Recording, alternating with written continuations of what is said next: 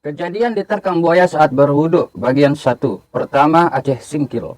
Seorang warga Gampung Rantau Gedang, Kecamatan Singkil, Kabupaten Aceh Singkil bernama Baharudin diterkam buaya saat berwudu di bantaran sungai setempat. Mantan kepala desa Rantau Gedang tersebut berwudu dengan maksud untuk melaksanakan ibadah sholat subuh. Beruntung korban dapat selamat karena ia memegang kuat sampan kayu ketika hewan buas itu mencoba menyeretnya ke air. Akibatnya korban mengalami luka serius pada betis kirinya, guys. Setelah kejadian, ia langsung dilarikan ke rumah sakit daerah tersebut. Ceritanya, ketika azan berkumandang, korban bersegera ke sungai untuk mandi dan berwudu. Di saat ia mencelupkan kaki ke sungai, tiba-tiba buaya langsung menerkam. Korban memang sempat terjatuh, namun nasib baik ia bisa menyelamatkan diri setelah berusaha sedaya upaya melepaskan terkaman buaya tersebut. Kejadian ini sudah dilaporkan kepada pihak yang berwenang. Semoga hal ini tidak pernah terjadi lagi sebab aktivitas di aliran sungai itu masih rutin dilakukan. Kedua, Sampit.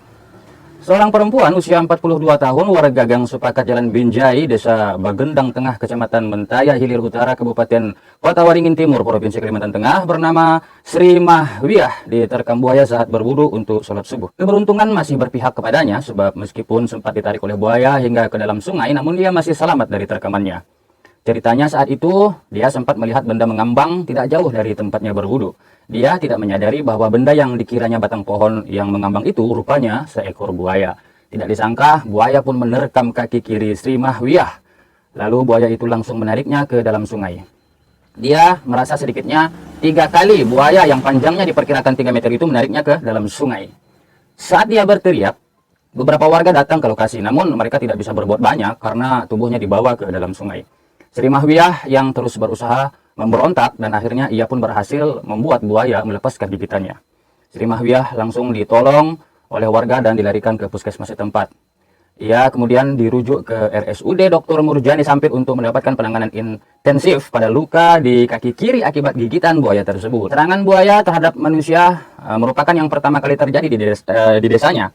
Kejadian ini kontan membuat warga setempat menjadi takut bercampur was-was. Sungai Sampit yang melintasi desa mereka bermuara di Sungai Mentaya diketahui terdapat populasi buaya.